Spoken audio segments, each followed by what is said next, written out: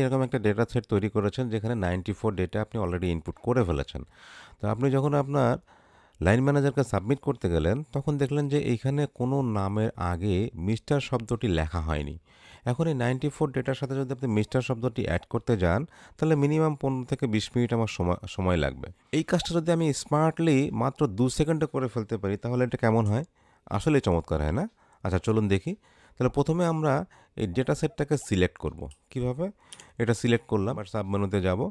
যাওয়ার পরে এরকম একটা ডায়লগ বক্স আসবে যেখানে আমি কাস্টমসে যাব। কাস্টমসে যাওয়ার পরে এখানে দেখেন জেনারেল লেখা আছে। এই জেনারেলটা আমি অফ করে দিয়ে আমি ইনভার্টেড কমা দিব, মিস্টার লিখব, ইনভার্টেড কমা ক্লোজ করব, একটা স্পেস দিব, তারপরে @ দিব।